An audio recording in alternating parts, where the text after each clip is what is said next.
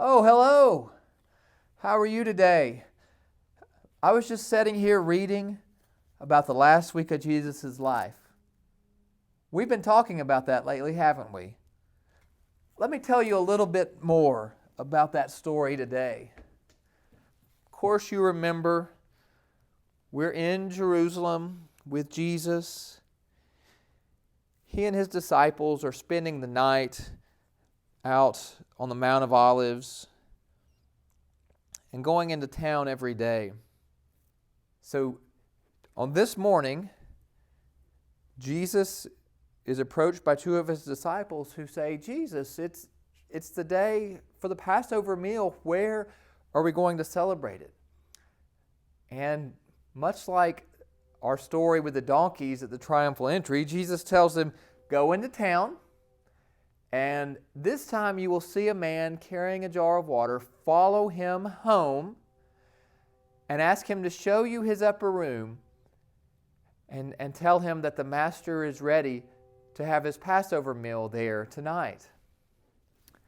And so the two men took this strange assignment, walking into town, and there they saw a man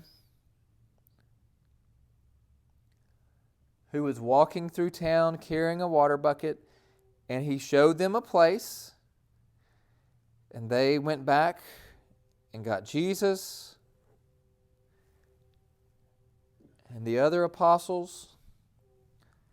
And while they were gone, the man set the table for them, and they prepared to have their meal, their Passover meal, in the upper room of this home, around this table.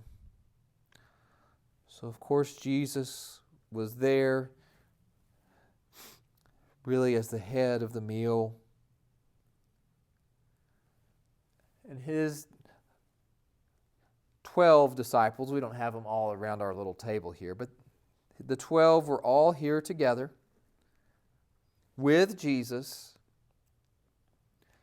enjoying this meal. We're going to put a couple of things on the table here for this meal. A little bit of bread, a little fruit of the vine. If you've shared a Passover meal before, you know that there are several items that you eat during the Passover. You have the lamb that has been sacrificed. You have the bitter herbs that remind you of Israel's past in Egypt. It reminds us of our life in sin today. You have the apple mixture that reminds you of the mortar that the Israelites had to make for themselves as they worked for the Pharaoh in Egypt.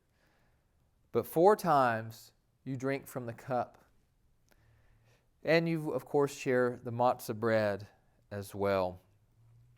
So as this meal was going on, Jesus took the bread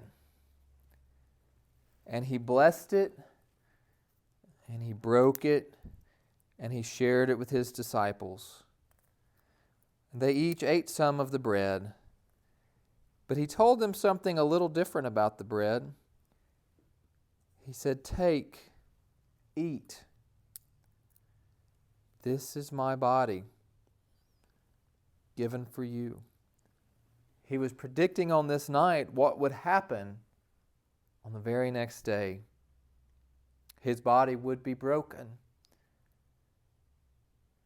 And there's more. As he took the cup and he blessed the cup and he shared the cup with his disciples, he said, "Take and drink. This is my blood poured out for you.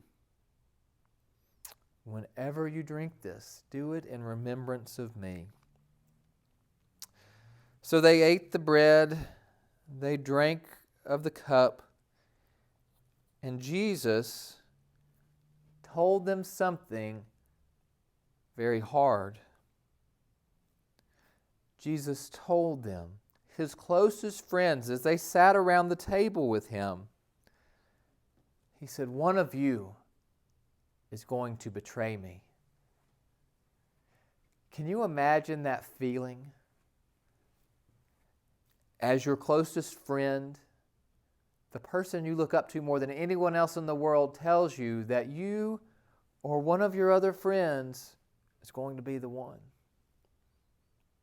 I'm sure they all looked inside themselves, and of course one already knew what he was doing. After they finished the meal, they sang a hymn, and they headed out to the Mount of Olives. I would imagine that there was a weightiness among them that night. I would imagine that there were concerns and fears and questions in their minds. Of course, one, Judas, went off his own way to carry out the mission that he was on, as he was the one who would betray Jesus. But also Peter. Peter, to say the least, was distraught. And he and Jesus had a moment for a conversation before they left. Peter said, "Jesus, I would never betray you. I would sooner die than betray you." And Jesus told Peter, "Peter, before the rooster crows, before the sun rises in the morning, you will betray me 3 times." What a hard word. Peter did not want to believe that. Peter could not imagine turning his back on the one that he loved. But we all know what that mistake feels like, don't we? We all know those moments when we take our eyes off of Jesus, when our mouth gets ahead of our mind, when our mouth gets ahead of our heart and says things, or our hands do things that we regret. It was going to be a long night. There were going to be many long nights in the future for Jesus' followers. But they could always go back and remember this time around the table where Jesus broke the bread and told them it was his body, where Jesus poured the cup and said it was his blood, and where he told them he wouldn't partake of the meal again until they were together in the new kingdom. As we participate in that supper each week, we're reminded that God is with us, and we're reminded of the power of Jesus, the love of Jesus that keeps us near. Until next time, may you remember the love Jesus has for you, even in your darkest hour, even in your friend's darkest hour, knowing that Jesus cared enough to be with us then, and he cares enough to be with you now.